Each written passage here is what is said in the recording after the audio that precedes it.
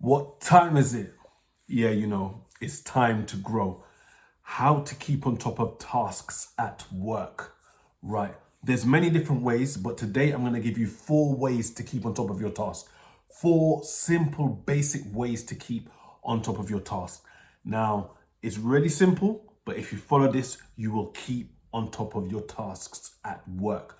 Number 1 is to capture all the information straight away. Capture all the information straight away. You're in a meeting with your manager has, recommended for you to take a particular task or instructed you to take a particular task, write that down straight away. You're in a meeting with some stakeholders or colleagues or whatever, and you think, okay, yep, I better do that. You write it down straight away.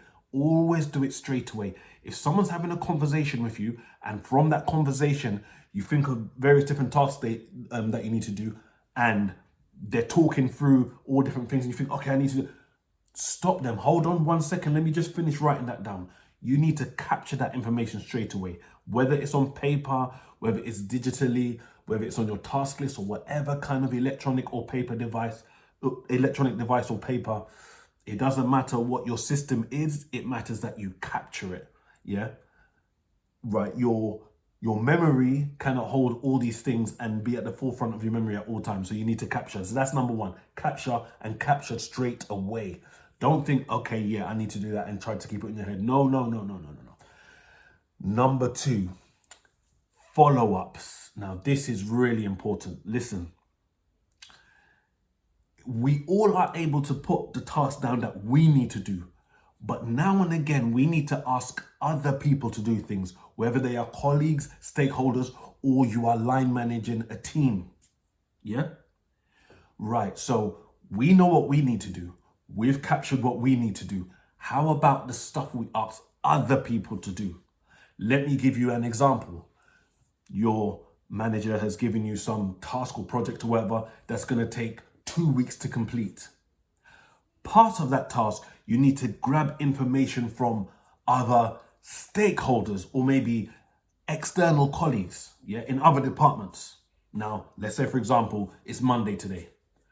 Your line manager has set this task or project or whatever for you to complete in 2 weeks. So Friday next week, you need to gather some information. Now you've asked a stakeholder or external colleague or internal colleague or whatever for some information that you need by this Friday. So halfway through the task period or the project or whatever, yeah?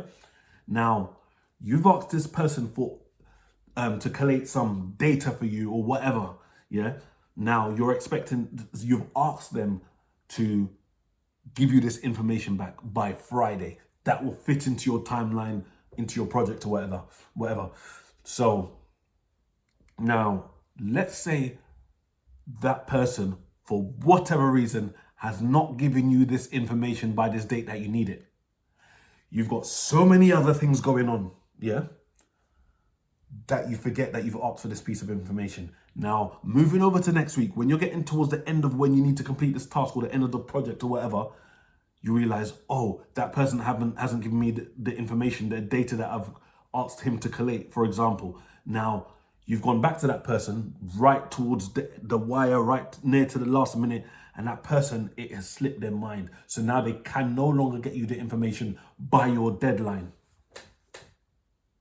Now, if you've set some kind of follow-up system in place, yeah, whether you've got, a spreadsheet of things that you've asked people to do and you're tracking or you're using Outlook or whatever, yeah, you need some kind of follow-up system in place, maybe a reminder. And that moves to number 3, reminders, yeah. You might have a long list of tasks, yeah. You might have a long task list. Some of the things may be important than others. You might put a little date beside it when you need it by. But in this digital world, it is essential, it is highly recommended, should I say, that you have reminders, yeah? Especially for those important tasks. Different tasks are due by different dates. Different tasks need different levels of, thinking, yeah?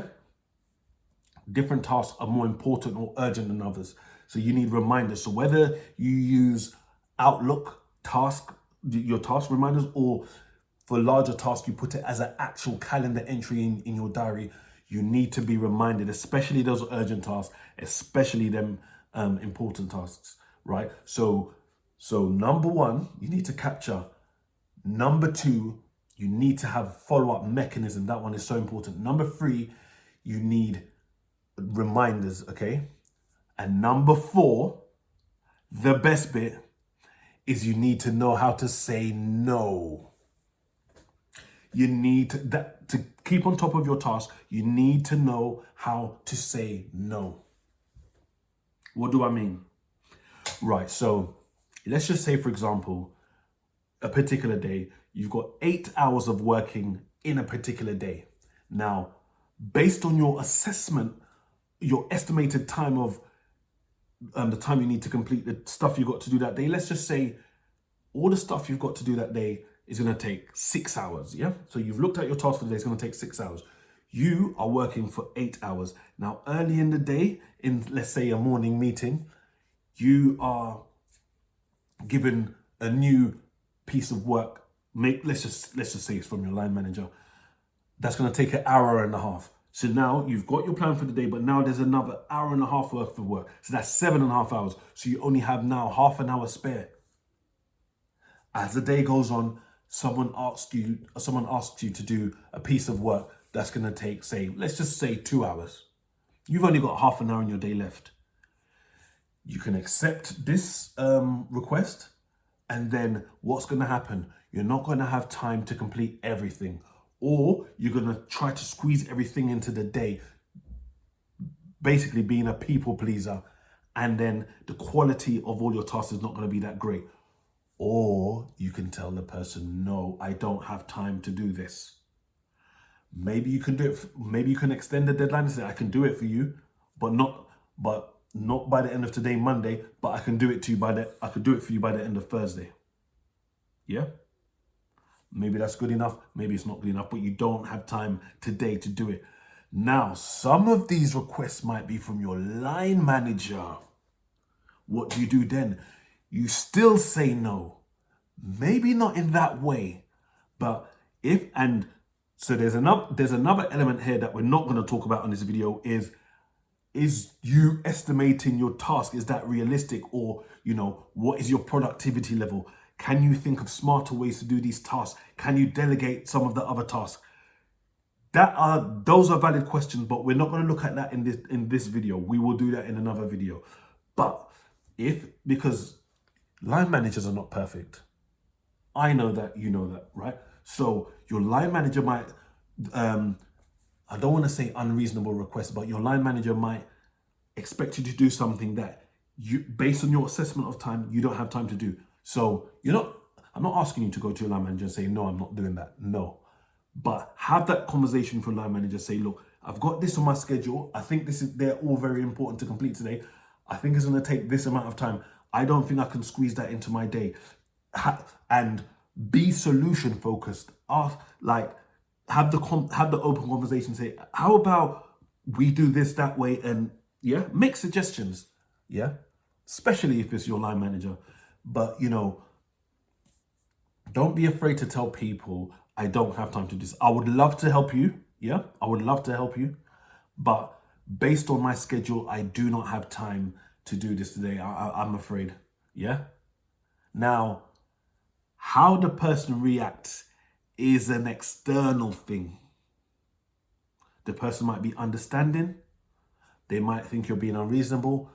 You've said no in a respectful way, and you've given the reason, and now you carry on with your day. Don't be afraid to say no, even if it's to your line manager. But if it's a close colleague that you work close with, or your line manager, yes, be solution focused. Say, okay, I cannot do this, but how else can we fit this in? But you may be in an environment where there's just lots of requests flooding through. Actual having conversations and being solution focused to like a job where you may be having loads of requests coming through is not time efficient.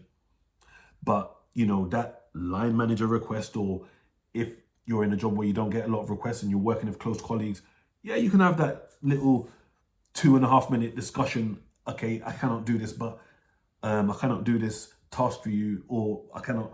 How about asking blah blah? They've got more time, or how about extending the deadline to tomorrow or whatever? Do you get it? So let's just recap. So how to keep on top of your tasks at work? Number one, capture straight away. Number two, yeah, follow-ups, because we control the tasks that we do, but how about the things we ask other people to do? Whether it's people that we manage, or whether it's our colleagues or stakeholders, or even stuff that we've asked our manager to do, yeah, that you may not have authorization to do. Have a follow-up system in place. Number three, have reminders. Yeah, right? There's ways to do reminders, but we'll speak about that in another video, right? And number four, the art of saying no. The delivery of the no is important, but don't be afraid to say no. That's it. I hope you enjoyed the video for today. Give the video a thumbs up if you've liked the content. Share the video if you feel that you have any colleagues or friends or family members that you feel need to see this video. And catch me on the next time on the next Grow video. In the meantime, continue to grow.